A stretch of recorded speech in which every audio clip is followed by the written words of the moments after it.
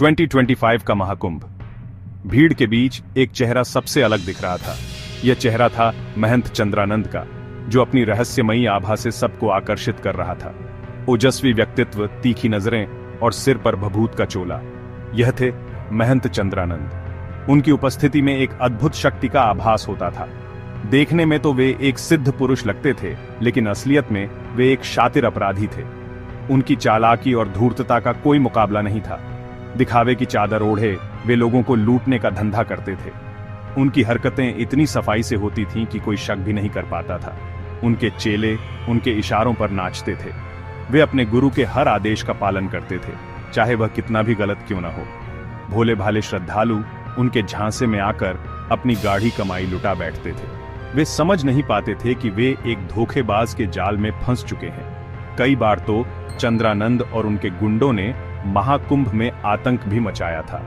उनकी हरकतों से कई बार वहां का माहौल बिगड़ जाता था, लेकिन जिस तरह हर रात के बाद सवेरा होता है, उसी तरह चंद्रानंद के काले कारनामों का भी पर्दाफाश होना तय था। सच्चाई को छुपाया नहीं जा सकता। कानून के लंबे हाथ उनके पीछे लगे हुए थे। वे हर कदम पर नजर रख रहे थे और उन्हें यकीन था कि जल्द ही वे इस पाखंडी बाबा को बेनकाब कर देंगे। न्याय की जीत अवश्य होगी। इंस्पेक्टर अजय राणा एक ईमानदार और तेज तर्रार पुलिस अधिकारी थे। उन्हें महाकुंभ की सुरक्षा का जिम्मा सौंपा गया था। अपनी ड्यूटी के दौरान उनकी नजर महंत चंद्रानंद पर पड़ी। कुछ बातें उन्हें चंद्रानंद के बारे में शक करने पर मजबूर कर रही थीं। चंद्रानंद का रहन सहन, उनके ठाट बाट, सब कुछ शक के घेरे में था। एक साधारण साधु के पास इतना धन कहां से आया? यह सवाल इंस्पेक्टर राणा को बेचैन कर रहा था। उन्होंने फैसला किया कि वे चंद्रानंद की हरकतों पर नजर रखेंगे। अपने मुखबिरों को सक्रिय किया गया। चंद्रानंद के आश्रम के आसपास गुप्त कैमरे लगाए गए। धीरे धीरे चंद्रानंद के काले कारनामों का कच्चा चिट्ठा इंस्पेक्टर राणा के हाथ लगने लगा। सेक्शन 4। जाल बिछाते जवान इंस्पेक्टर राणा और उनकी टीम अब सबूत इकट्ठा करने में जुट गई। उन्होंने हर छोटे से छोटे सुराग को ध्यान से देखा और हर जानकारी को बारीकी से परखा।